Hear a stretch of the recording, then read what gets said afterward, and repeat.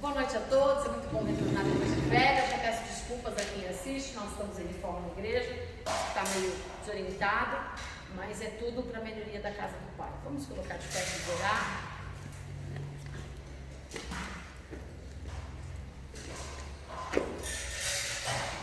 Ai, gente, já vou tornar público, né, que o nosso querido aluno José Luiz é pai, né, tá se tornando pai, tá gravidinho com a esposa, né, e eu falo isso pra todo mundo, era segredo enquanto ele falava que era segredo, depois que falou pra todo mundo, eu vou falar pra todo mundo. Então, por causa disso, vou dar a honra dele começar essa aula de retorno com oração. Aleluia. Deus, obrigado, Pai, mais uma vez estamos aqui, Pai, retornando, Senhor, para a nossa aula, Pai. Você também nos pastor Miriam, Pai, de discernimento, Pai, de capacidade para nos ensinar, Pai. Também nós iremos, Pai, absorver, Pai, porque conhecimento, Pai, ninguém rouba, Pai, nós estamos guardando aqui, Pai. E daqui a algum tempo sei que vai ficar difícil para nós, Pai, ter várias coisas, Pai, e a palavra que está dentro do nosso coração. Sim, já. E esse é o lugar que nós temos que buscar, Pai. Obrigado por esse dia, Pai, pela nossa aula, obrigado por todos que estão aqui, Pai. Obrigado também, Pai, abençoe, Pai. Todos que estão aqui, guarde na hora de ensino para casa também, Pai. Que nos dê esse domingo, Pai. Abençoe, obrigado. Em nome de Jesus, amém. Amém. Bora lá. Essa matéria, ela na verdade ela faz parte do compêndio de médio em teologia. Nós estamos estudando básico, mas em virtude dos tempos que nós estamos vivendo e em virtude das tantas heresias que nós estamos ouvindo, eu vi a necessidade de trocar algumas matérias que são bem rasas e superficiais e trazer uma matéria de maior conteúdo e de base em contexto histórico para que a gente tenha pauta para os dias que estão por vir. Hoje a gente escuta muitas coisas sem base bíblica e a gente tem que entender que a Bíblia ela é tudo o que nós precisamos para nos conduzir em relação à vida. Quando a gente fala, só para vocês entenderem o conceito histórico, para a gente entrar, a gente vai estudar sobre profetas. Nós vamos falar sobre os profetas maiores e sobre os profetas menores. Nós vamos começar falando dos profetas maiores. Por quê? Já vamos justificar algumas coisas. Maior é em questão do que da profecia que ele apresentou. Não é que ele é melhor do que o outro, pior do que o outro. É que ele tem mais contexto. Por isso se chama profetas maiores. Quem sabe quem são os profetas maiores? Isaías, Jeremias, Ezequiel, mais um. Daniel. A teologia, ela estabelece para profetas literários. Quem são os profetas literários? São aqueles que escrevem o próprio livro.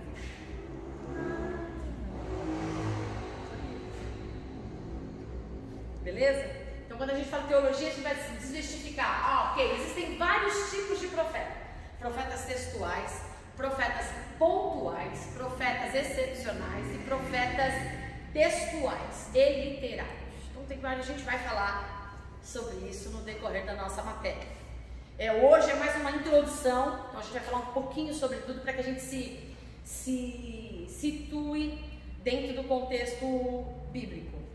A Bíblia, nossa Bíblia, ela é diferente da Bíblia judaica e diferente da Bíblia católica apostólica romana. A católica apostólica romana, ela vamos só para a gente entender. Quando foi um grande faraó no Egito decidiu montar uma biblioteca, e quando ele decidiu montar uma biblioteca, ele decidiu chamar 6 judeus de cada tribo de Israel, para que pudesse traduzir e escrever aquilo que a tradição, aquela história falada de pai para filho, e escrever para que todo mundo tivesse acesso, fora os pergaminhos, fora todas as coisas que faziam parte dos contextos históricos. Então, cada 12, 6 daria os 72. 72 judeus se sentaram e num período de praticamente 70 dias, eles escreveram e separadamente eles foram escrevendo e o que eles chegaram ao contexto. Por isso que vem o canon. O canon é o que dá veracidade ao contexto literário. Então eles chegaram meio escrevendo separadamente, com visões diferentes, estudos diferentes, porque cada um tinha uma tribo, cada um tinha uma cultura. Outra coisa, embora o povo tinha uma cultura específica, cada tribo tinha tinha a sua especificação. Cada tribo tinha um chamado das 12 tribos de Israel. Cada tribo tinha uma função dentro da nação chamada Israel. Então não era todo mundo, não. Tinha uma cultura geral e essa cultura geral era estabelecida pela lei mosaica, que era a lei de Moisés. Mas cada tribo tinha a sua peculiaridade. Cada tribo tinha a sua peculiaridade. Então, tendo dito isso, o que acontece? Eles chegaram a um concílio, que eu não lembro agora o nome do concílio, mas se você quiser, você volta lá na história da igreja, que nós já tivemos essa matéria, que lá na história da igreja eu já falei sobre isso. Eles chegaram à conclusão dos livros da Bíblia. Quantos livros tem a Bíblia? Só Velho Testamento. 37. Oi? 36, né? 27. 39. 39. Eu achei que Você quer 66. 66 é o contexto bíblico total. Mas nós estamos falando agora do Velho Testamento, da Torá. Porque para o judeu nem tem o Novo Testamento. A base de conduta de vida do judeu é a Torá, é o Velho Testamento. Que ele é dividido entre história e profetas. Essa é a diferença. Até a divisão da Bíblia judaica é diferente da nossa. Não em história, como é que eu posso dizer, em contexto. O que está escrito na nossa Bíblia está escrito na Bíblia judaica. É claro que eles têm mais profundidade. Só que a ordem cronológica e as divisões que nós temos, eles não têm. Quando esse faraó decidiu fazer essa grande biblioteca, é na época do grego, o grego era a língua igual o inglês de hoje, que falava sobre todo lugar falava grego, e tinha que ser uma linguagem universal. É na época em que Alexandre o Grande conquista grandes territórios e fazem grandes coisas. É neste momento em que se expande as coisas, é que se começa a escritura da Bíblia, ok? E nessa escritura é onde vem as divisões. Então, a nossa Bíblia é dividida em poemas, que são as poesias. A nossa Bíblia é dividida em livros proféticos, ok? Livros poéticos, livros proféticos. A nossa Bíblia é dividida em livros que são os escritos, que são os livros históricos. Para os judeus é história e profético. Não tem poesia. Entende? Tem os mesmos contextos, mas a divisão deles é diferente da nossa. Eles consideram o que então? Salmos, provérbios? São cânticos, é como se fosse... Mas é históricos ou proféticos? Depende. Depende. Alguns, por exemplo, 90, que é Moisés que escreveu, histórico. Histórico. Ah, tá. Aí depende do contexto. Embora algumas... A gente vai falar sobre isso, né? Sobre Moisés. Um exemplo sobre isso. A gente vai falar sobre isso. Foi dividido, então a gente sabe que a Bíblia Católica ela tem 7 livros a mais que o nosso. Esses 7 livros são chamados de apócrifos. Por que são apócrifos? Porque não há concordância, não há como confirmar a existência, a veracidade desses livros. Até porque muitos desses livros discordam, eles vão contra os textos que têm o canon, que têm a validação. Então eu não posso validar um texto, um livro histórico ou um livro apócrifo que vai contra um outro livro que foi testificado como verdadeiro. Não tem como, tá? Então essa é a nossa diferença bíblica. Na Bíblia judaica, por exemplo, na nossa Bíblia tem 1 Reis, 2 Reis, 1 Crônica, 2 Crônica. Bíblia judaica não tem isso. Crônicas, Reis. É por isso que às vezes vocês falam, eu me perco quando eu vou ler minha Bíblia em culto. Dependendo do livro, não é a mesma divisão. O Crônicas está lá depois está pertinho de Mateus, não é Malaquias. Então a divisão da Bíblia judaica da história é diferente, tá? Então, para a gente entender isso, quando nasce o profeta? Foi a primeira vez que surge um profeta na história da humanidade.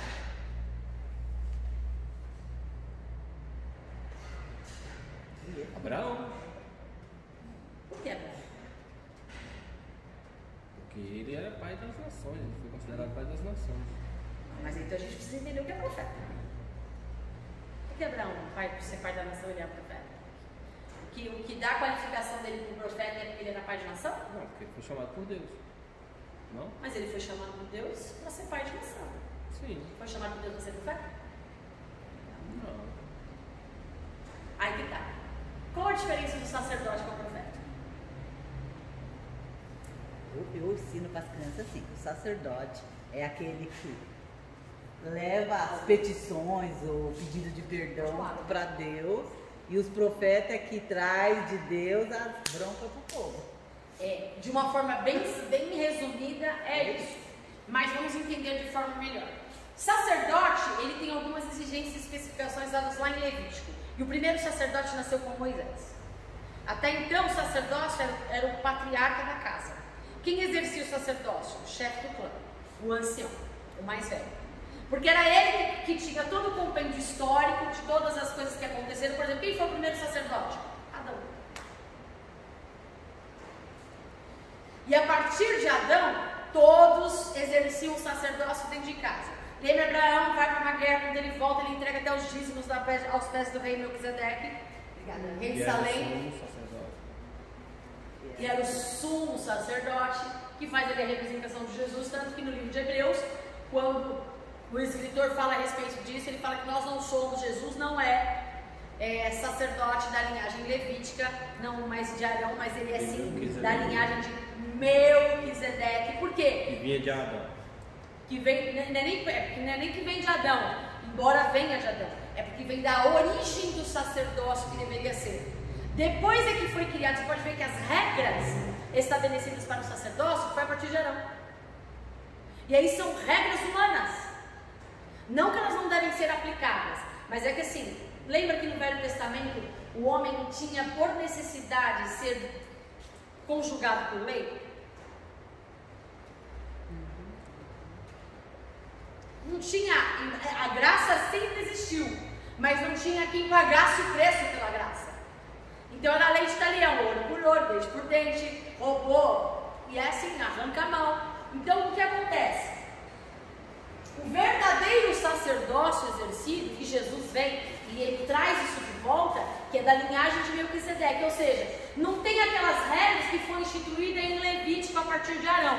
Quais são as regras sacerdotais que está escrito em Levítico? Tem que ser da linhagem, da descendência de Arão. Ponto. Arão tem 3 filhos, teve 3 filhos. Dentre os 3 filhos, embora eles, a linhagem arânica exerce o sacerdócio, dentro dessa linhagem arânica, os 3 filhos, cada filho exercia uma função específica. Os 3 não faziam tudo. Não eram, por exemplo, os coatitas, os aronitas, e tem mais um que eu não lembro agora. Os coatitas eram aqueles que eram responsáveis pela adoração do templo.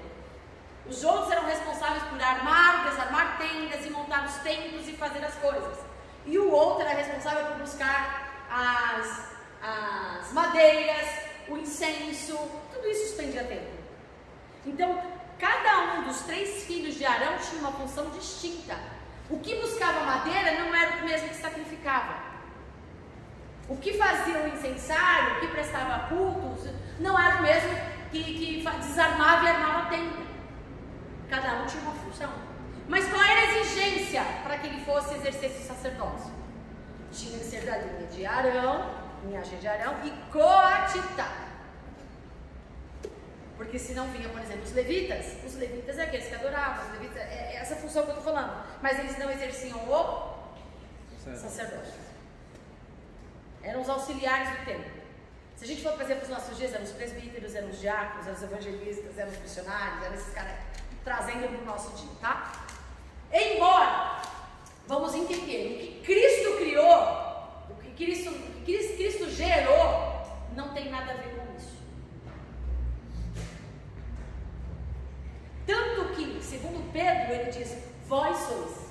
Jesus, ele vem, ele quebra a lei, ele cumpre a lei, para que ele quebrasse esse dogma, esse paradigma, nos desse livre acesso a Deus como era antes de tudo isso, porque no tabernáculo só o sumo sacerdote uma vez por ano tinha acesso, ok? Então Jesus, ele vem trazer de volta, ele vem reconciliar a humanidade com a divindade.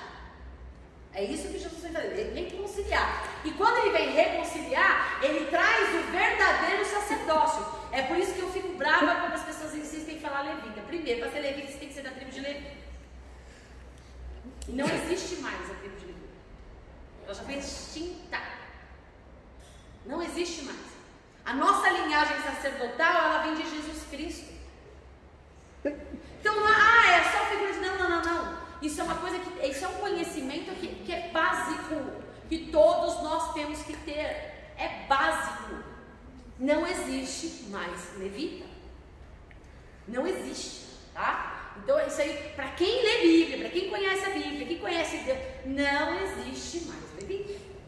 Então, qual é a nossa linhagem sacerdotal? É a mesma de Cristo, segundo a Melquisedeque. E qual é a de Cristo, segundo a Melquisedeque? Não tem a litúrgica do templo. O véu se rasgou. Vós sois sacerdócio real. E aonde eu exerço o sacerdote? Aonde eu estiver.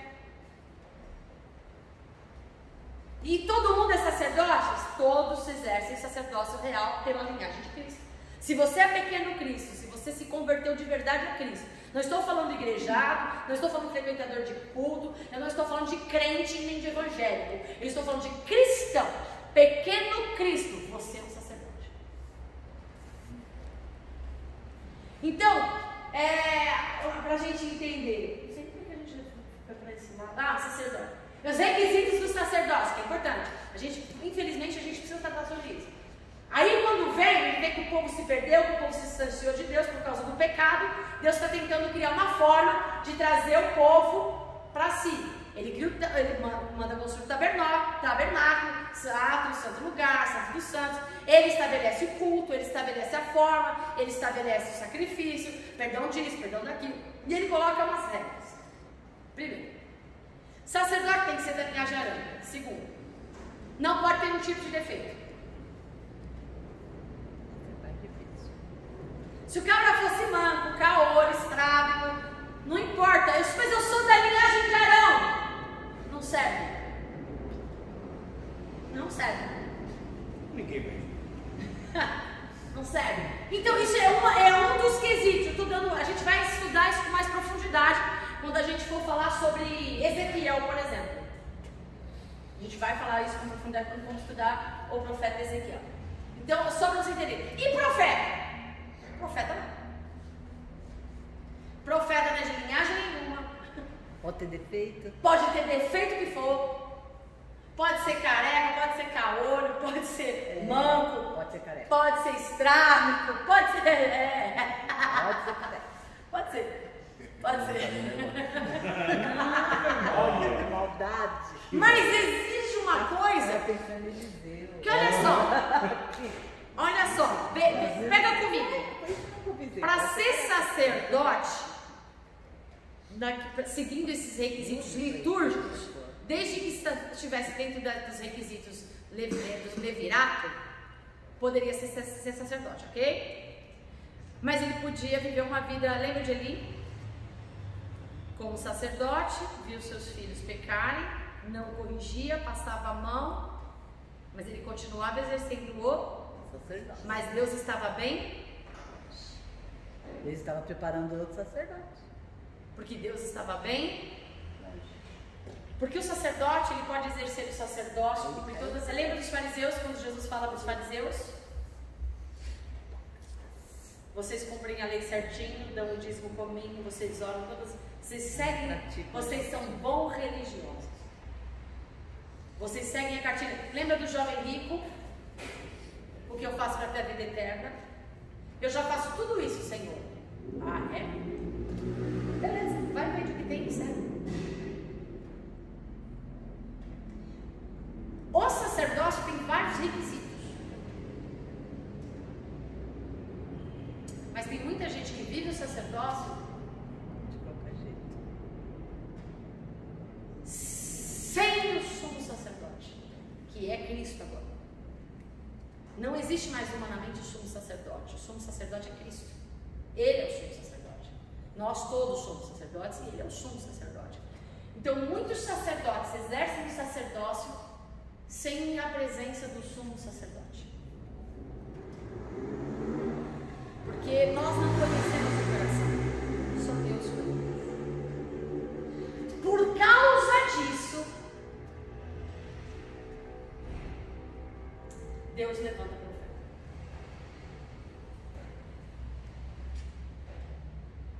puxar a orelha do sacerdote.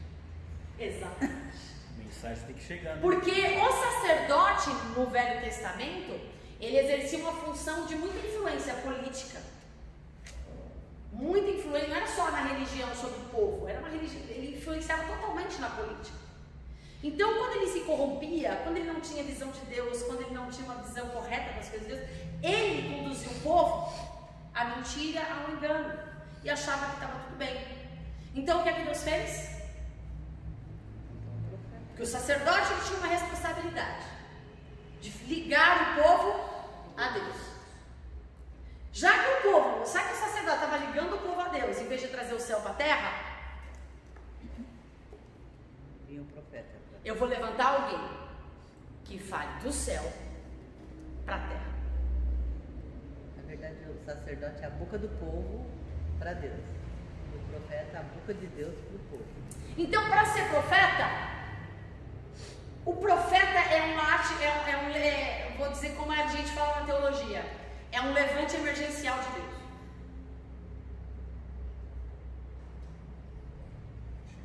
A pessoa não nasce profeta. A pessoa não nasce profeta. A pessoa nem vive uma vida toda de profeta. E no momento de crise, no momento de emergência, da onde menos se espera, Deus levanta um profeta. E esse profeta pode ser usado uma única vez para falar sobre uma única situação de um povo e nunca mais Deus usar aquele profeta. Porque o profeta é o agente emergencial de Deus para a crise.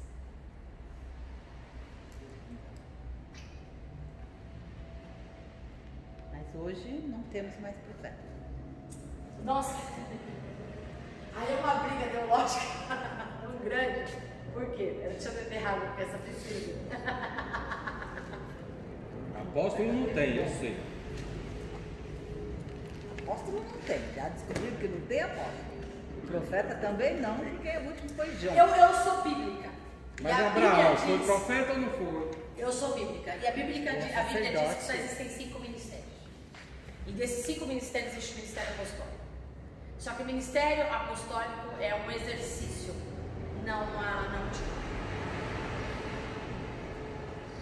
O título referenciado, que até o Sinédrio de Cristo, que eram os apóstolos, os pais da igreja que Jesus levantou, eles tinham muita dificuldade em aceitar Paulo por causa disso. Porque um dos requisitos para ser apóstolo tem que ter título tete a tete com Jesus. Paulo teve. Não, mas até o Pedro, Tiago, João, até essa galera entender. Não. Mas eu vou te falar uma coisa. Por que Jesus levantou Paulo? Não faz parte, mas eu vou. Por que Jesus levantou Paulo? Para alcançar os gentios. Só para isso? Bom, no contexto histórico. Não, era para mostrar para Paulo como é bom sofrer. Também. Ah, tá bom. Mas qual era o maior? Eu vou dizer uma coisa vingativa. para você, recebe isso como da parte de Deus. Ele transformou o cara que perseguia no cara que mais escreveu, mais pregou, mais transformou. O chamado de Paulo foi muito mais para confrontar os apóstolos do que todos os outros. Para tirar eles do comodismo, né? Que ele tava- Não só para ele tirar, não ele foi era só os para tirar caras. eles do comodismo.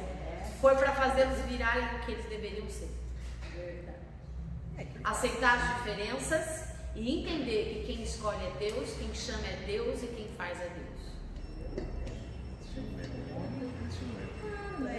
Mas foi por isso que Deus chamou Paulo. Porque Deus poderia levantar qualquer outro. Por que Deus. Como é que é o nome daquele que foi Nicodemos? Por que Deus não levantou Nicodemos? Ele é um homem da lei. Por que Deus não chamou o outro senador lá que foi lá que cedeu o lugar para Jesus ser enterrado, que eu não lembro o nome agora? Deus chamou Paulo, porque Paulo era Porque de odiado. José de José. Arimateia. Ousado, né? É o coração da transformação. Né? Porque Deus conhece o coração da gente quando ele é convertido de verdade. Paulo era uma potência para o mundo. Na mão de Deus ele se tornou algo extraordinário. Então Mas o chamado de Paulo foi muito mais para confrontar os 12 do que a própria geração. E não são os 12, né? Porque na verdade os judeus por si só eles são assim, né? Jesus é deles, Jesus não. A religião, né? Então. Porque Deus já tinha falado para Pedro, vai e prega. Deus já tinha falado para os discípulos, ide aos confins da terra. Na verdade eles acreditavam que só eles tinham direito, né? O resto do Era o Deus dos judeus, né? Então vamos lá. Entendendo isso, o profeta, ele era chamado desta forma. Quando, biblicamente, historicamente, surge o primeiro profeta?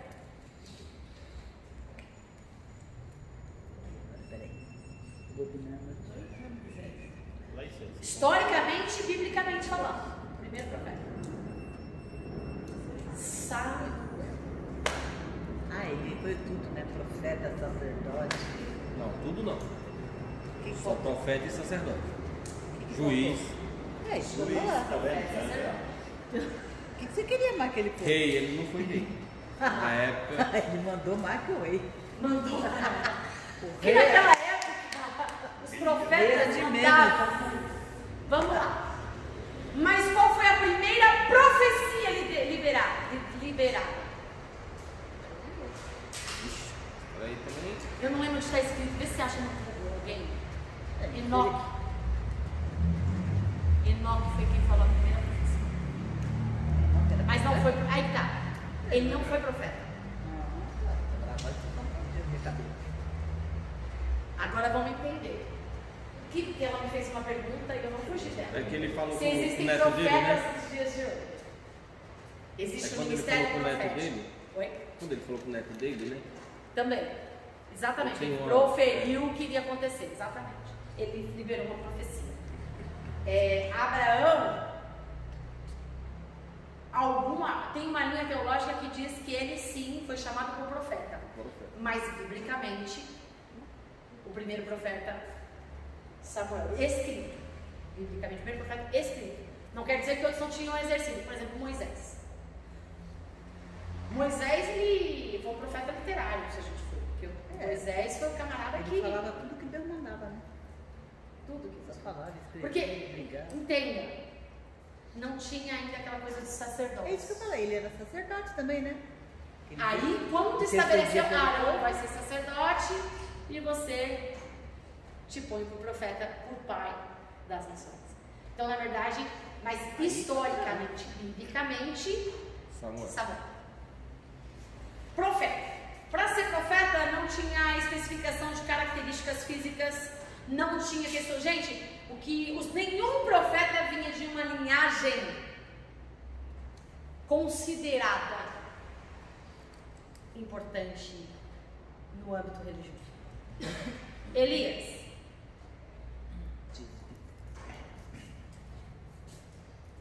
Existia uma escola de profetas. existia. E essa escola de profetas não era onde tinha um bando de profetas que profetizavam. Essa escola de profetas eram homens que estudavam as escrituras, eram homens que estudavam os escritos, eram homens que estudavam a palavra, que estudavam aquilo que vinha desde Moisés. Entenderam? E esses homens eram homens de leitura e de oração. Quando eles se reuniam, a escola de profetas era para eles estudar os escritos bíblicos e para a oração. Elias não surge do nada, que é um dos profetas. Não. Elias estava estudando a palavra e em oração. Tanto que num momento em que o reinado de Israel está completamente, porque Deus ele é longânimo. Longanimidade, tardio em irar-se. O povo se rebelou, se afastou de Deus e começou aquela pataguada toda, né? Acabe tinha tudo para dar certo, tinha tudo, um potencial enorme, conhecedor de Deus, mas as alianças que a gente faz são coisas terríveis quando a gente faz alianças erradas. Trazem prejuízos e danos que podem perpetuar até o nosso futuro em relação a Deus. Ele se aliancia com Jezabel. E aí Jezabel faz e acontece. manipula o rei, manipula o governo, manda matar sacerdote, estabelece as primeiras sacerdotisas. Antes de Jezabel não existiam sacerdotisas. Ela criou sacerdotisas de Baal. Existiam profetisas, existiam juízes, existiam... Por quê? Porque Deus havia estabelecido umas regras sacerdotais por causa da cultura e do homem, para retificar, porque senão tem gente que vai querer voltar para o Velho Testamento. Quando Jesus vem, ele volta ao princípio sacerdotal, e não tem essa pataguada, tá? Então, aí ele se anuncia. Aí que Deus faz? Gente do céu, eu preciso tirar meu povo, por amor. Houve uma emergência da parte de Deus. Aí o papai olha lá para a escola de profetas, onde tem gente orando, onde tem gente buscando, onde tem gente que está sensível à voz de Deus, que Deus não... Já vou falar dos requisitos para ser profeta. Onde tem gente que se sujeita a Deus, se submete a Deus e que tem coragem de enfrentar a própria morte, pessoas, família, amigos, mas fazer valer a voz de Deus. Pessoas que têm compromisso total, íntegro, correto com Deus. Aí entra um parênteses: Deus escolhe os capacitados. Sempre. Corajosos. Aí ele prepara para o que ele quer, gente. Porque tem muita gente hoje em dia, já fechando o parênteses, que fala: Deus escolhe e ele capacita. Irmãos, ele vai preparar você para o que ele quer que seja feito, mas se você Deus não estiver capacitado... você baseado no que ele já colocou em você. Mas você não nasce preparado. Você nasce com tudo que é necessário para cumprir o propósito dele. Se você ouve, se dispõe e se prepara, ele te capacita. Se você, tô aqui, não se dispõe, só tô aqui, não se prepara, esquece que ele não capacita, porque ele não tem compromisso com você, ele levanta outro. E a gente já vai, quando a gente estudar profetas, a gente vai falar bastante sobre isso. Então, o que Deus faz? Deus viu um homem que não estava nem aí para a hora do Brasil, mas que estava totalmente comprometido com ele, sensível à voz dele. Ele tira Elias do lado do nada, traz diante do rei. Mas ele não nasceu do nada. Ninguém nasce do nada. Ele estava em oração. Ele estava em leitura. Ele estava buscando. Nenhum profeta nasce dos palcos. Todo profeta, quando é levantado, é das malhadas. Porque quando a gente está muito ouvindo as coisas de fora, nossos ouvidos se tornam insensíveis para a voz de Deus. Quando nós lacramos os nossos ouvidos para as vozes externas, nos tornamos suscetíveis a ouvir a voz de Deus. E esse é o maior problema nosso. Nos distraímos facilmente com qualquer coisa. E aqui eu não falo de coração e nem de paz no coração. Eu falo de espírito. E a gente só consegue essa intimidade com Deus, não é vindo culto, não é frequentando o culto, não é adorando, não é se manifestando, não é pulando, nem é jejuando. Jejuar faz parte, tá? Mas não é mantendo uma litúrgica, porque os sacerdotes, os fariseus jejuavam. Tanto que uns questionam para Jesus diante dos discípulos: os homens da lei, os fariseus, os saduceus, jejuam. Os seguidores de João Batista jejuam. Por que os seus discípulos não jejuam? Jesus fala: porque o noivo está com eles. Mas quando o noivo não estiver, eles também jejuarão. Então, a gente tem que, sabe, por isso que não adianta eu basear uma doutrina para a minha vida num texto isolado. Eu só posso basear a doutrina na Bíblia toda. Porque ela se completa. Então, Deus tira Elias, traz Elias. Quando, vamos lá, quais são os quesitos para ser profeta? Isso é importantíssimo. Primeiro, como fazer para ser, porque tem tanta gente hoje querendo ser profeta. Tem muita gente querendo. Requisitos ou requisitos? Requisitos.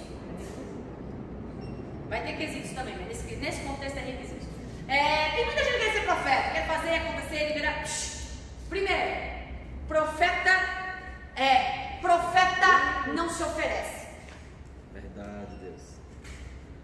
Se dispõe. Nem se dispõe. É convocado. Precisa. Não precisa. Por que ele é convocado? Porque ele já está à disposição. Porque se ele não está à disposição, se ele não está em intimidade, se ele não está em oração, se ele não está em estudo bíblico como estava Elias, Deus não o convoca. E Deus não convoca pela aparência. Deus convoca porque está no coração. Porque se estiver fora do propósito, não tem muita lógica, né? Deus querer. Mas às vezes a gente olha para a pessoa, ó, tem tudo para dar certo. A gente olha para o camarada ali, tô falando até o último sonho que eu tive, Deus falou assim, eu falei, Senhor, aqui não vai dar nada. Eu falei, eu faço você da onde não tem nada. Do nada. Então é mais ou menos isso. A gente cria uma expectativa, que nem, por exemplo, Davi, que é o homem segundo o coração de Deus, jamais colocaria para pregar numa igreja que eu frequentasse. Mas é o homem que Deus colocou segundo o seu coração. Quem sou eu para questionar? Então, assim, profeta não se dispõe, profeta não se auto-chama. Primeiro, ele tem secreto, ele tem quarto, ele tem oração, ele tem vida, ele tem intimidade. Quando ele tem isso, aí Deus vai olhar para dentro do coração dele.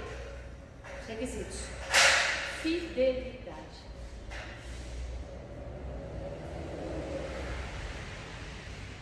Integridade.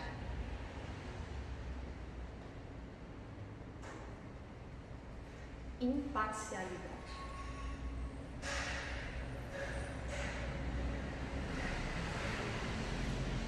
Vou dar um exemplo básico. Por que Isaías só é levantado, o profeta Isaías só é levantado e chamado quando o rei Uzias morre?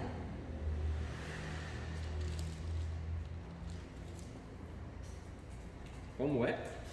Por que Isaías só é levantado como profeta quando o rei Uzias morre?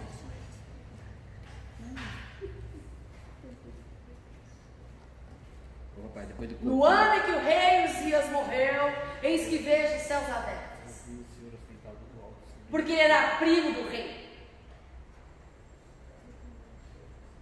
Eu já estudei a história deles aí, mas não lembro de ter falado que era primo. Era primo do rei. Oxi. Ele era primo do rei. A gente vai estudar todos os profetas, esse contexto histórico, paternidade, filho de quem, filho de quem. Ele era primo do rei. Você estudou genealogia? Ah, Mas pula essa parte. quando se lembrar da genealogia, meu filho, você vai ter que ser realmente um gênio, viu? Porque Só quando nos interessa. Ele era primo do rei. Eles tinham parentesco. Eles tinham parentesco. Então Deus olha para o coração do profeta Isaías. Isaías é um dos maiores profetas, teologicamente chamado profeta messiânico. Deus trouxe altas revelações para Isaías. Mas não é que Deus não falava com Isaías. Isaías era um homem de oração, Isaías era um homem de leitura, Isaías era um homem de vida com Deus. Mas ele não estava ainda pronto. mas, nessa questão de messiânico aí, pastor, não é só quando o contexto se refere, quando a pessoa está ligada a Jesus, e se considera ele como messiânico, porque ele não viu Jesus. Mas ele Mas falou. toda profecia Ele é o que mais. Assim, por que ele é chamado de profeta messiânico? Porque ele é o profeta que mais falou a respeito de Jesus. Sim, mas o Seu contexto está ligado em nascimento. falar também, contexto messiânico. Contexto messiânico. É por sobre o falar de Messias. Jesus, por anunciar Jesus, é isso. Ezequiel também. Então tem outros, mas quem mais fala no Velho Testamento sobre Jesus é Isaías. Isaías profetiza o nascimento. E é mais no Velho Testamento que fala messiânico, né? Porque Que fala eles Messias, prometem o Salvador. Messias, ninguém sabe quem Refere-se é. a Messias e Salvador. Mas é assim. Não, eu falei isso por causa que tem os judeus messiânicos e os não messiânicos. Sim. Né? Que são os que acreditam em Jesus. Sim. E não que falam de Jesus. Por isso do contexto messiânico. Não, mas aí nesse caso é porque fala de Jesus Fala de e, lógico, automaticamente acreditam em Jesus. Mas esse ele é considerado messiânico, não é porque acredita em Jesus, porque todos os outros profetas acreditam. É porque ele fala muito sobre Jesus. E Jesus. Sobre- Porque Deus revelou para eles sobre Jesus, né? Sobre o E nascimento. nem eles entendiam. Sobre a morte, sobre tudo. Ele Nem podia- eles entendiam direito. Eu acho que eles nem sabiam exatamente o que estavam falando. Eles falavam só o que Deus mostrava. É essa a questão do profeta também. Eu acho que eles sabiam, mas Não sabiam, mas não porque assim, tudo que eles viam no Velho Testamento era como sombra. Então eles não tinham a plenitude, então eles tinham uma ideia. Então o menino nos nasceu, tá, mas como assim? Vai nascer e ele será grande. Mas Nos como é que ele vai nasceu. ser? Então é como sombras. Eles não tinham uma visão plena das coisas. Por isso que o Novo Testamento ele vem para trazer. Por isso assim, tem coisas que vocês não entendem, Jesus fala. Por isso que eu preciso ir para que o Espírito Santo venha e abra o vosso entendimento, que são coisas espirituais. Então são essas coisas. Então o profeta é assim. Eu sou profeta. Cara, a função do profeta é uma das mais difíceis. Eu não tenho como mensurar esse sacerdote, porque assim, o sacerdócio real é pesado. O problema é que muitos não exercem o sacerdócio real, como o profeta Eli, como o sacerdote Eli. Mas quem exerce o sacerdócio real pesa muito, porque ele tem compromisso, não é com a litúrgica, ele tem compromisso com Deus. E ele sabe que se ele não corrigir as coisas aqui, que cabe a ele, como é que ele vai responder aqui? Então, o sacerdócio, eu sou sacerdócio real, nação santa, beleza. Como é que está a sua vida aqui? Porque para o sacerdote ter alinhamento aqui, ele tem que corrigir aqui. Sacerdote é daqui para cá. Profeta é o inverso. Só que o profeta, para ele estar aqui, o camarada tem que estar ligadaço no Senhor. Tem que ter vida no altar. Tem que ter vida com Deus. Não é movimento, não. E não é vida só de oração, que se não tiver conhecimento bíblico, é movimento. Vai falar do que não sabe. E todos os profetas, quando Deus levanta, o profeta fala a respeito daquilo que ele conhece. Vou explicar. Não, repita. Todo profeta, quando é levantado, ele fala a respeito daquilo que ele conhece. Por exemplo, a gente fala que parábolas, essa expressão parábola só foi usada no Novo Testamento. Mas os profetas falavam por parábolas. Mas não era para que tivesse um melhor entendimento. Deus tinha que revelar a ele a mensagem que Deus queria. A única maneira dele entender a mensagem que Deus queria passar para ele é falar para ele de uma forma que ele entendesse. Se ele era boiadeiro, Deus ia falar com ele, Amós, como boi. Se ele era agricultor, e como Noé, Deus ia falar com ele como quem? Como agricultor. Isaías, Deus ia falar com Isaías como quem? Isaías entendia de plantas, de ar. A gente vai estudar a fundo cada profeta. Eu quero, porque eu gosto muito dessa matéria. Então Deus falava com ele a respeito do que ele entendesse. Porque um profeta, existiam 3 expressões para profeta. Anotem aí. Eu vou colocar, que é no hebraico, vou colocar aqui do ladinho.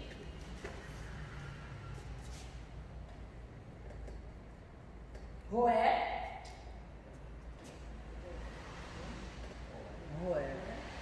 José, Ixi, eu já coloquei tudo errado aqui. É Z aqui, desculpa, irmão, é Z. Não, no começo mesmo. O Roé, como era. Eu R. Ah, não é aí mesmo? Roé, eu R. E Nabi. José. Gente, isso aqui é minha apostila da faculdade. Isso é só introdução. Tá viva ainda essa coisa? Não, para estudar profetas, o melhor conteúdo que eu tenho da faculdade é bem do seminário. Seminário é muito raso. José de Nabi. Roé, José de Nabi. No Velho Testamento, no original hebraico, você vai encontrar, quando você seria profeta, essas 3 expressões. Roé, José, trata-se de vidente. Os dois têm o mesmo significado. Os dois. Eu vou explicar a diferença de um para o outro. Nabi, Repita. vidente. Roed e Roé, José, vidente.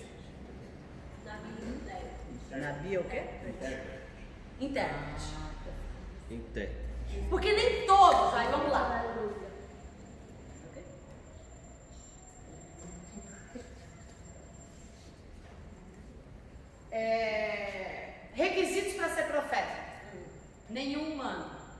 totalmente de vida.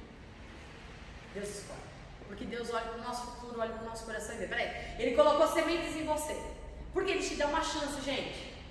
Te deu uma personalidade, te deu umas características. Mas não quer dizer que porque Ele te escolheu para isso, que você vai fazer. Ele já sabia que lá no final da história, você ia dizer não para Ele, porque Ele já tinha preparado o outro. Quer ver uma coisa legal, Jonas?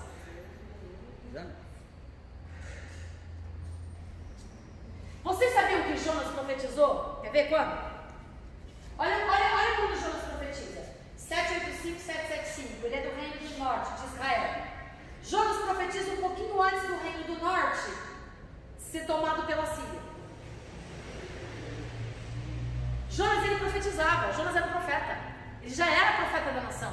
Não pense vocês que Jonas só foi levantado para profetizar para Nínive. Não. Jonas profetizava. Deixa eu ver onde é que está escrito que Jonas profetizou aqui que eu anotei. Que é tanta coisa.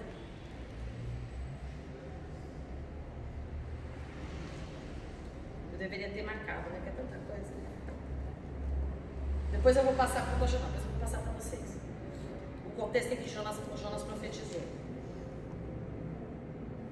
E no mesmo período em que Jonas profetiza, é para as nações, e aí Deus vê que Nínive, Jonas profetizava em Damasco. Jonas ele reside em Damasco e ele era profeta na região de Damasco. E aí em determinado momento ele vê Nínive, falou, Jonas, você vai lá trazer uma mensagem de esperança que eles vão se arrepender. Mas nesse mesmo período em que Deus fala para Jonas ir lá levantar uma profecia de arrependimento, Deus já tinha levantado outro.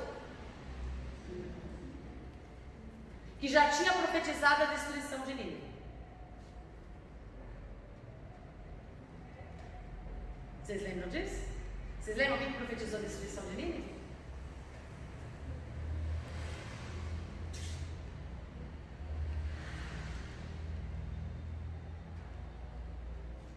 Ninguém lembra? A gente conversou? Quem profetizou a destruição de Nínive? Não. Eu pensei que não era para eu responder. Eu fiquei calada. Eles não, ninguém respondeu. Também achei que era retórica. Olha só. Quando Deus levanta Jonas, 785, 775, no reino do norte, para profetizar a destruição de Nínive, Deus já tinha falado com Naum que destruiria. Jonas teve a opção de ir, não teve? Ele não quis ir, embarcou, foi para outra cidade, entendeu? Todo mundo sabe. E aí falou, o mal que veio, ele não estava nem fora do Brasil. Por quê? Porque ele já era profeta. A caminhada dele já era tranquila. Então ele achou que é o seguinte, eu vou fazer o que eu quero. Que Deus vai entender, está tudo bem. Só que Deus não muda o plano dele pelo que eu acho, pelo que eu quero. Aí nesse contexto, ele falou, não. Ele trouxe, o pior é que Jonas não trouxe problema para a vida dele, porque ele trouxe para a vida de todo mundo que ele estava lá. Ele trouxe problema para ele e para quem estava na embarcação. E aí, beleza, você conhece a história, só para a gente exemplificar. Vou jogar, beleza. Deus é tão misericordioso.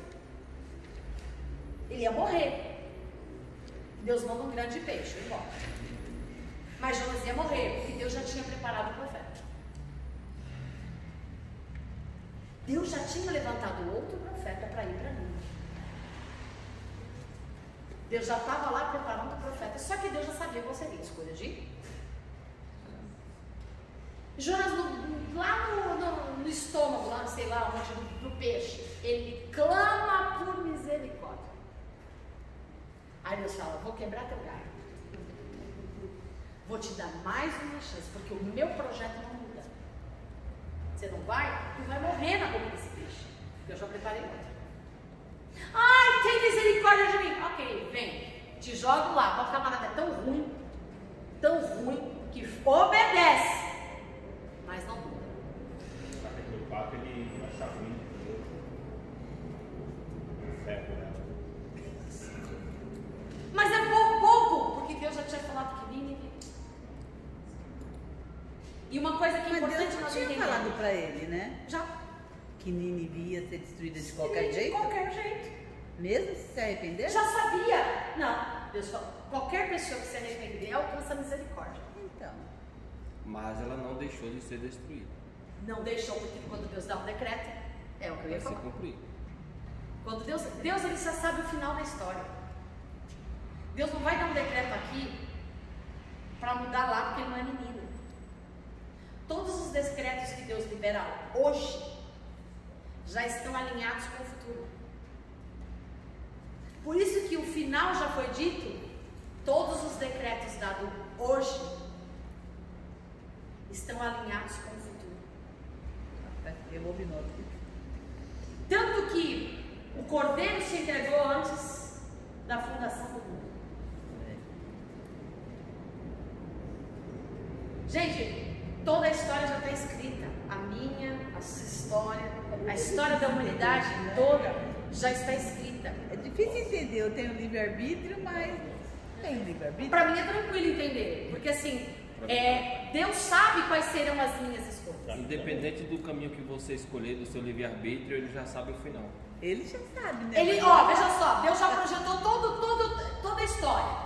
Ele queria, Vitão, você, Ed, Eduardo, Jota, é vocês, cara, vou botar tudo isso aqui em vocês. Mas ele já viu vocês no futuro. Esse aqui se distrai fácil, aquele ali é inconstante, o outro é covarde, o outro é muito estressado. Vou fazer assim, Eita, nossa filha. eu vou tratar esse, vou tratar aquele outro, mas não vai ter jeito, não vai rolar. Então deixa eu preparar aqui. Então eu vou preparar a Regiane, vou preparar a Águida, vou preparar a Eliana, vou preparar a Célia. Porque essa daqui é assim, esse aqui é assim. Ok, mas esses aqui vão permanecer. Ia ficar feia, Esses falar aqui nossos vão defeitos, recuar. né? Aí esses aqui vão aguentar o tranco. Esses daqui não vão. Mas ele deu a chance para Todos. Então, ele tinha já profetizado lá através de Naim. não. Então, o pessoal já sabia que ia ser destruído. E aí, depois veio Jonas para poder... E aí, Porque Deus dá sempre uma oportunidade para todo mundo. Todo mundo tem a chance de se arrepender. Alguns, Deus dá várias chances. A gente só não sabe qual vai ser a última. Este é o problema. Mais uma. Não, este é o Melhor se arrepender problema. logo, né? Este é o problema. Então vamos entender o contexto histórico. Por exemplo, não tinha reis. O povo ia se desviando de Deus, Deus começa a levantar quem? Juízes. Os juízes exerciam a função de sacerdote e de profetas e de legisladores, mas eram juízes. De tempos em tempos, Deus levantou juízes até o povo começar a olhar para as cidades vizinhas. E achar O que... maior problema do evangelho, do cristão, é olhar A para o grama lado. do vizinho. Comparação. Igreja tal, fulano tal, vai para a igreja do tal. Ajude o irmão tal, investe o irmão tal, porque se fosse para fazer o que o outro faz, Deus não tinha chamado você. Vende a Rafa também. Então assim, esse é o nosso maior problema. E aí fala assim, não, nós queremos um rei. Deus falou assim, eu não quero rei. O povo queria, Samuel ficou indignado. E aí Deus, olha que Deus maravilhoso, Deus é que consola Samuel. Ah, meu filho, é com você não. Samuel fica choroso, triste, a mãe, eles estão me rejeitando, eles não querem chamar. Ei! Não estão rejeitando você. Estão rejeitando a mim. Quem rejeita é você. Você carrega Cristo? Você carrega a mensagem de Cristo? Quem rejeita você, não está rejeitando você e nem a mensagem que você carrega. Está rejeitando o autor da sua vida e o autor da mensagem que você carrega. Então, não se preocupe em se defender. Ele te defende. Esse é o nosso mal também. Domínio próprio. Se controle. Deus vai te defender. Não é do seu jeito, por quê? Porque o mesmo Deus que ama você ama o outro. E por amar o outro, ele dá chance ao outro. Ele pregou na quarta-feira os fortes. Você é mais forte, então você vai segurar a onda. O outro é fraco, deixa eu tratar com o fraco. Você segura a onda, teu trabalho é permanecer. E eu vou cuidar do fraco. Eu vou dar chance para o fraco se converter e mudar. Se o fraco não quiser, não tem problema. Eu fui misericórdia com o fraco. Agora eu entro para te defender. funciona. Isso pode levar anos. Pode. Mas não, gente, vai por mim. Machuca, dói, dá vontade de largar tudo? Dá vontade de chutar o pau da barraca? Dá vontade de socar a cara? Dá. Irrita. Mas o nosso trabalho é não deixar. Não, mas ir pra E onde? não cair. Largar e ir pra onde? Entendeu agora? Nós temos a chance de abandonar. Olha só. Entenda uma coisa. Ministério não tem a ver com salvação. Eu posso abandonar todo o propósito, promessa, mistério, chamada de Deus e ser salvo. E quando eu faço isso, eu posso comprometer a vida de todas as pessoas que estão comigo. Então, quando eu aceito uma missão no reino, não se trata mais de mim. Então, eu não sirvo para o reino se eu sou prioridade. Eu não sirvo para o reino se o que eu quero, o meu desejo, se as minhas dores, se as minhas angústias. Tanto que Deus me deu uma chapuletada, né? Essa questão a Sandra doente e Deus falou: a missão é maior que a Sandra. A missão é maior que você. A missão é maior que qualquer pessoa. Então, assim, ninguém é chamado. Aliás, vários são chamados. Mas ninguém é apto para o ministério se o reino não for prioridade. Depois que coloca eu na frente. Profeta. Deus olhou para o coração do profeta dele, ele é imparcial. Isaías, Deus foi tão bondoso. Isaías é chamado de profeta do palácio. Deus foi tão maravilhoso com Isaías que ele sabia que ele não exerceria imparcialidade enquanto o primo dele estivesse no governo. Porque todo profeta é levantado para confrontar lideranças.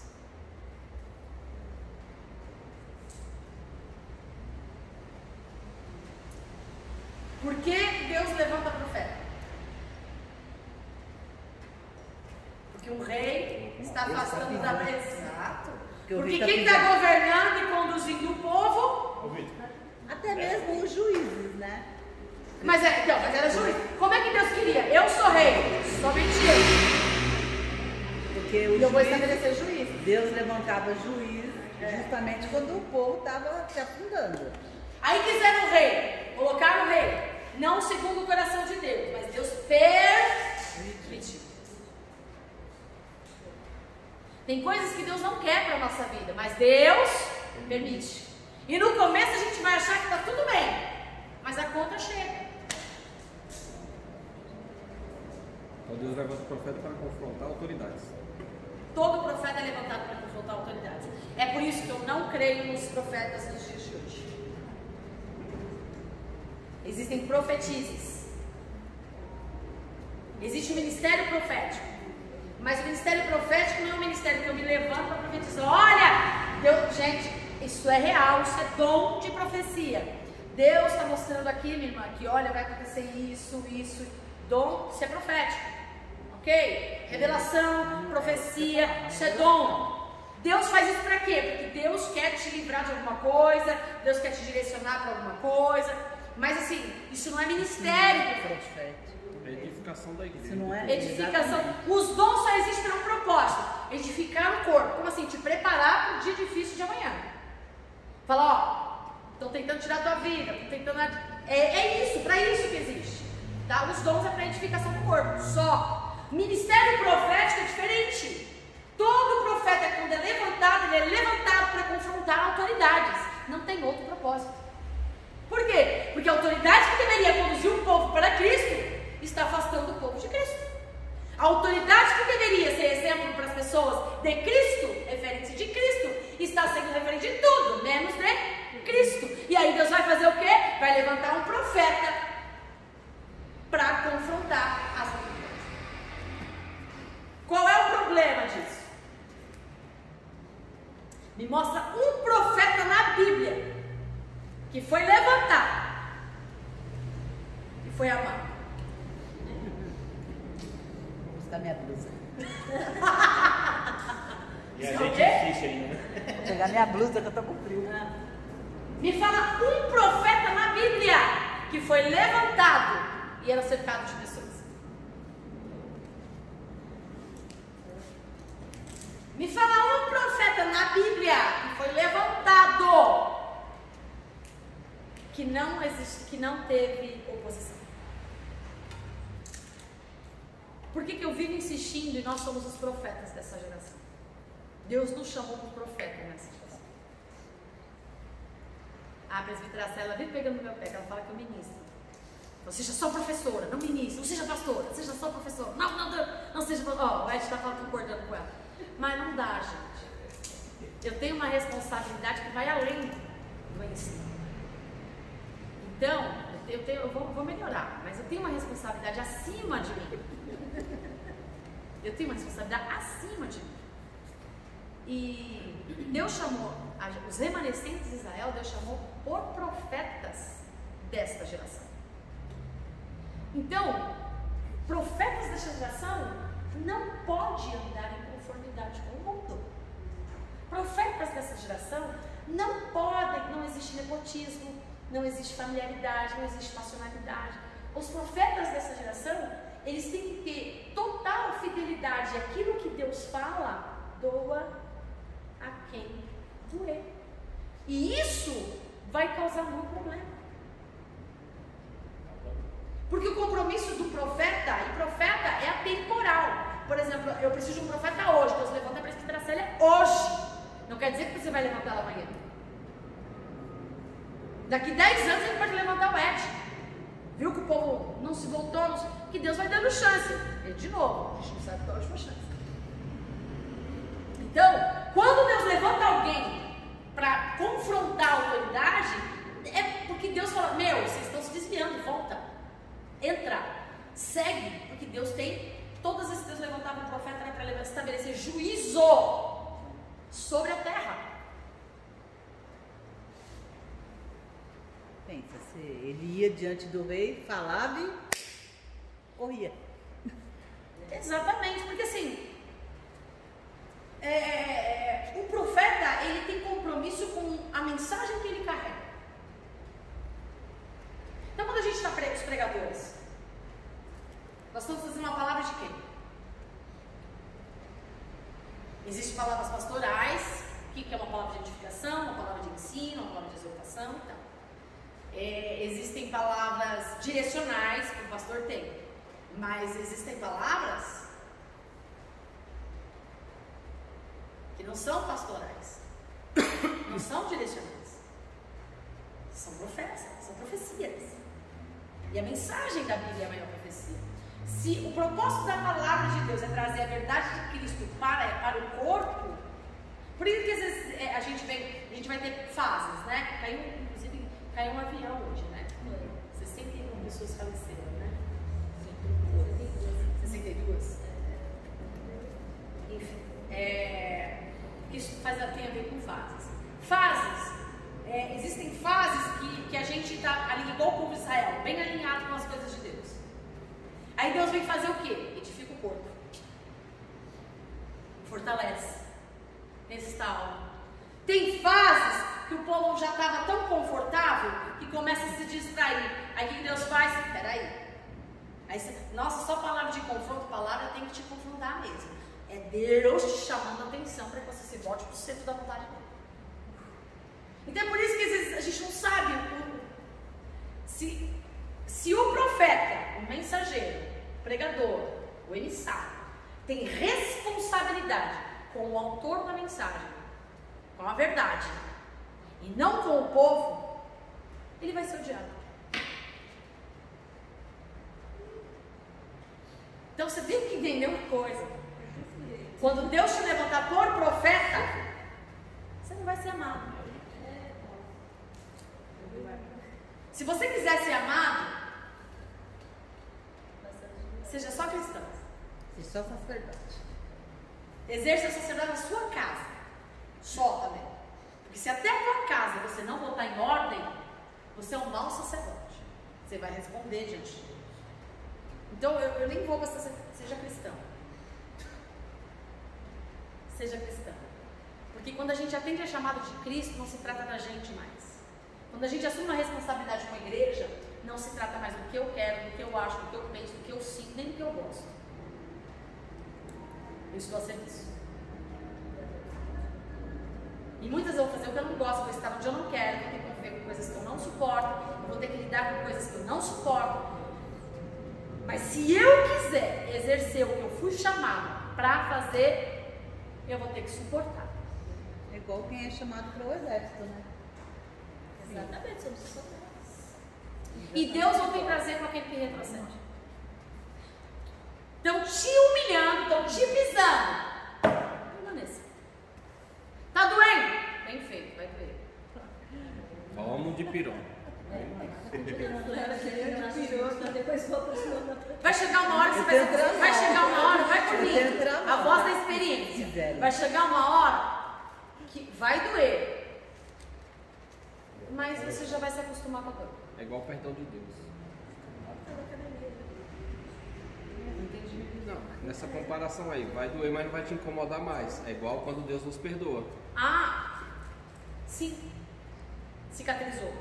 Às vezes tem episódio. Vai doer, mas aquilo não. Mas até parar de incomodar, leva um tempo.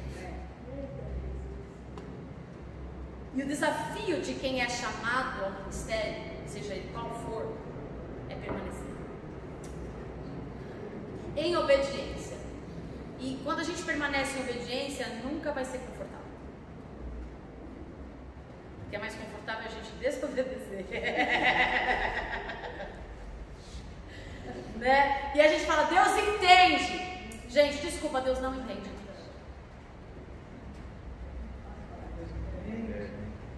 E Deus não se equivocou quando te chamou. Mas aí que tá, livre-arbítrio, a escolha é sua. Por isso que muitos, gente com potencial, gente boa, tá aí fora. E vou te dizer, A perecer. corre o risco de perder o céu. Por coisas bestas. Quem não negar a si mesmo e seguir a cruz, isso implica em negar a si mesmo. Né? Então, vamos lá, que eu só tenho 8 minutos. É um contexto. Eles estabelecem um rei. Né? Deus não estava nem aí com isso. Saul governa por 40 anos. Mesmo Deus, há anos antes, já tem escolhido Davi. Porque Deus olha para Davi e vê em Davi o potencial que ele esperava para o povo. Lembra, deixa eu dizer uma coisa. Quando Deus escolhe Davi, não escolhe Davi por causa dele. Mas Deus escolhe Davi porque ele viu em Davi a possibilidade de ter uma ligação e conduzir o seu povo aonde Deus queria. Deus não estava olhando, vou fazer levantar Davi. Não, eu vou salvar o povo. Não é porque Davi era queridinho, bonitinho, sisudo, ruivo, nada disso. É porque Deus viu em Davi um coração sincero, um coração disposto, um coração íntegro. Ele falou, não, ele vai permitir que eu, através dele, não é ele, através dele, conduzo tanto que na casa dele nunca houve paz. Ele nunca teve paz na casa dele, na família dele, nunca. Porque ele era um homem difícil. Mas ele era difícil para muitas coisas. Mas, quando se tratava de Deus, Tinha o coração quebrantado, né? tinha o coração quebrantado. Quando se tratava de Deus, ele era obediente. Ele era É obediente. engraçado, né, que ele não conseguia liderar a própria casa E muito mal veio sobre ele, sobre a casa dele, porque ele não exerceu o sacerdócio do lar. Quando um dos seus filhos abusou da sua filha, ele deveria ter tomado uma atitude. Ele não tomou. Quando um matou o outro, ele deveria tomar uma atitude. Mas era meu filho. Ele não tomou. Eu vou tomar, mas vou tomar. não tomou. Então, por mais sincero e íntegro que eles fossem com as coisas de Deus, ele só fazia parte do projeto de Deus para conduzir o povo aonde Deus queria. Mas a casa dele, Ele era negligente com a casa dele, né? a casa dele, e ele sofreu muito. Davi sofreu muito. Porque ele não era, por isso que ele não foi profeta. Ele não era imparcial. Por isso que Deus não deu a ele o direito de construir um templo de adoração. Muito sangue nas mãos. Apesar Tinha de- muito sangue nas mãos. Apesar de ser um adorador nato. Ele tinha todas as potencialidades, ele era um adorador nato, ele era um homem suscetível a permitir a vontade de Deus atuar através dele. Mas, gente, Deus quer mais de nós. Deus não permitiu que ele estabelecesse um tempo. E o coração dele era desejoso disso. E hoje em dia nós... Será que não foi por isso que Deus me permitiu? Porque, gente, Salomão, eu não me conformo. Salomão foi o pior de todos. Calma, não, Ah, calma. ele foi pior no Salomão começou bem. Só começou bem, mas Deus sabia o futuro. Ele Calma. sabe o meu que não Meu sabe. mulher- Salomão escreve dois. Tchau, Meu filho. mulher, Se você você quer o quiser quê? esperar, daqui a 10 minutos eu vou pra lá. Ah, se tivesse falado, você ia de carona de graça. Vai louvar com Deus. Tchau. Pra você entender. É difícil, né? Essas coisas. Salomão começou super bem. Ele é um escritor de 2 livros da Bíblia. É muito inteligente. Aliás, Cantares, Provérbio 3, né? E Eclesiastes. Então, Cantares fala do amor, da paixão, referenciando-se a Deus com a humanidade. Começa bem. Provérbios vem de todas as coisas de sabedoria, porque ele pede a Deus sabedoria e Deus dá a ele sabedoria. Mas, gente, mais uma vez, ele era só um instrumento que se permitiu ser usado por Deus para levar o povo aonde Deus queria. Por um determinado. Porque por um determinado tempo ele se desviou. Quando ele se desviou, ele estabeleceu cultos, até idolatria, sacrifícios humanos, sacrifícios ao Deus Moloque. Se perdeu completamente, mas no final da sua vida. E Deus foi tão misericordioso Ainda deixou ele escrever que mais no um. final, Eclesiastes, no final da sua vida, ele se voltou para Deus. E disse assim, cara, seja inteligente, aprenda com os meus erros. Ou melhor, seja sábio. Não cometa os erros que eu cometi. Porque, olha, foi pela misericórdia que eu consegui me voltar para Deus. Como eu digo, Deus sempre dá uma chance. Mas a gente nunca sabe qual vai ser a última. Então, mas calma, cara. Fica ligeiro. Calma. Hoje passou rápido hoje. Hã? Hoje passou rápido, porque não tá tendo, né? Não tava tendo, passou muito rápido. Você Não, falou tá. 8 minutos, eu falei, oxi. Não, já tá acabando. Eu só introduzi, nem introduzi como eu queria. Mas não, pelo menos eu vou pincelar com ele. Então, quando Salomão estabelece reis, o reino era unido, Israel e Judá não tinha divisão. Quando Salomão morre, a conta chega. Mesmo ele tendo no final da sua vida se voltado para Deus, se convertido, se arrependido, de verdade, gente, o livro de Eclesiastes é uma expressão notória do arrependimento da vida de Salomão. Se você lê o Eclesiastes, você vê, meu Deus, esse cara, não. É um cara que realmente comeu pão que o diabo amassou, uma expressão linguagem popular. Ele sofreu muito. Curtiu, viveu, e só quebrou a cara. Sofreu muito. E o pior é que a conta não só chegou para ele em vida, como chegou para todos os seus filhos. Chegou para a nação. E esse é o problema, gente, da gente quando levanta a mão e aceita Jesus. Quando a gente levanta a mão e aceita Jesus, principalmente quem tem chamado ministerial, este é o problema. Tudo o que você faz reflete o povo.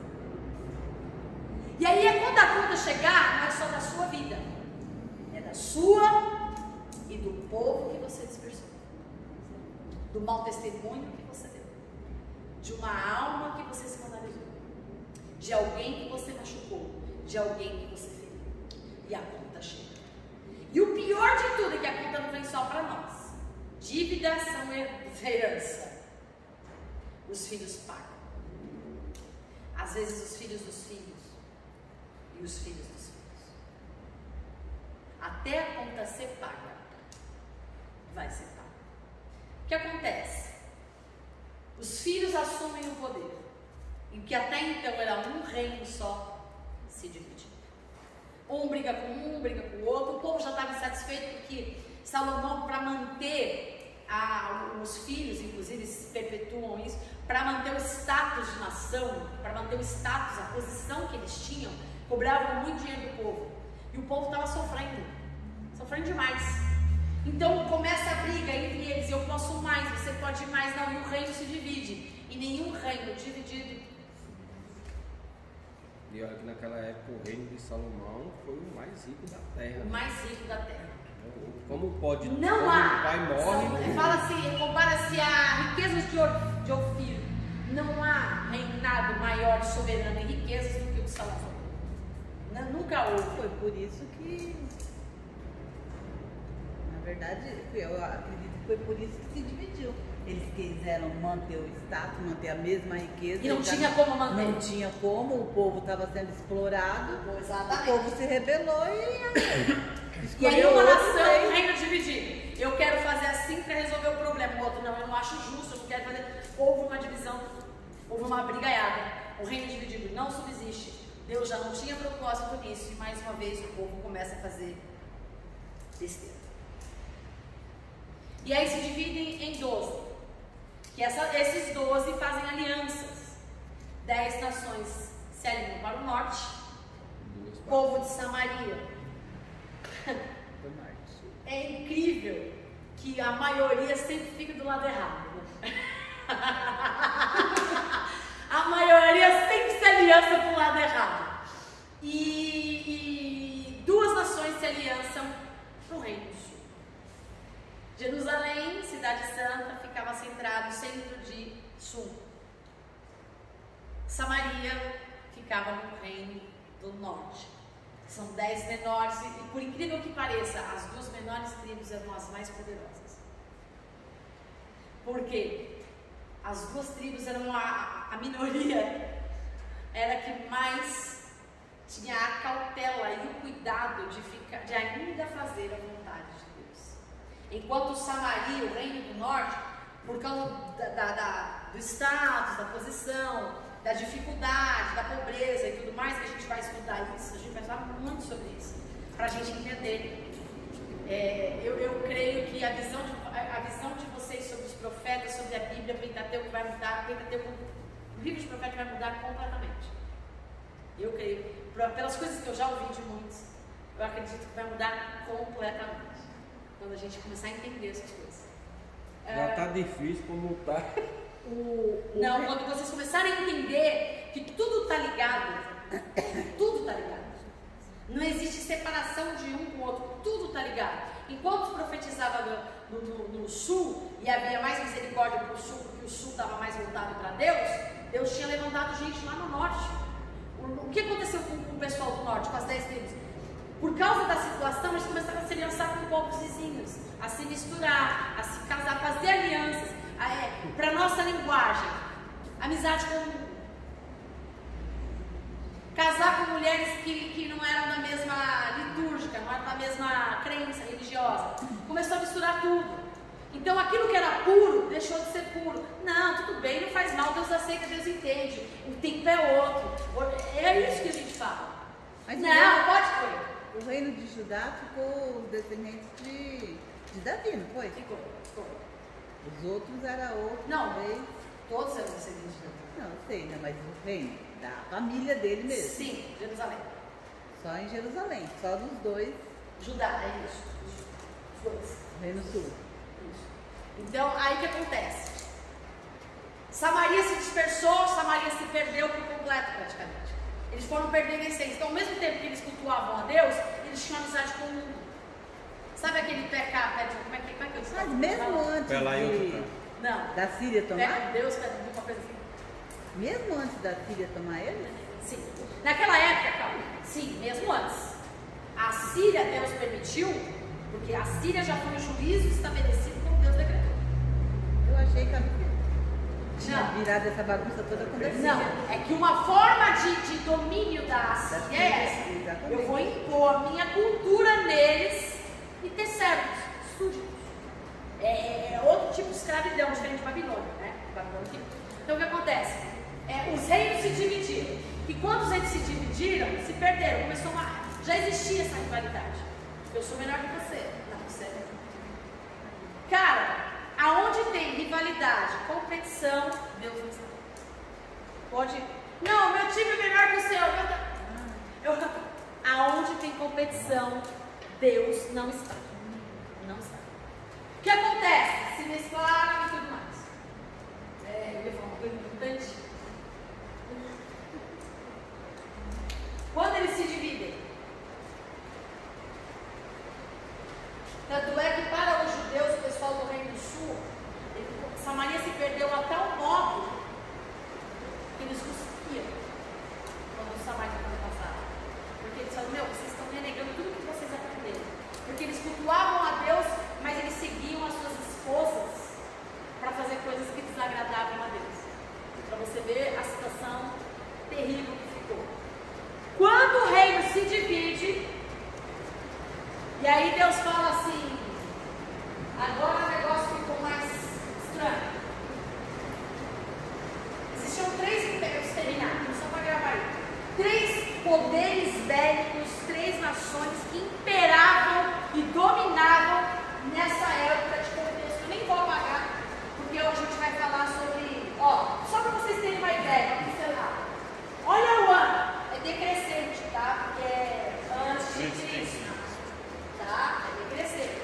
Só para vocês terem uma noção, o tempo que Isaías profetiza, 746, 681, no Reino Sul, é a mesma época de Miqueias, é a mesma época de Naum, é a mesma, bem próximo de Sofonias, mesma época de Jonas, mesma época de Amós e mesma época de Oséias.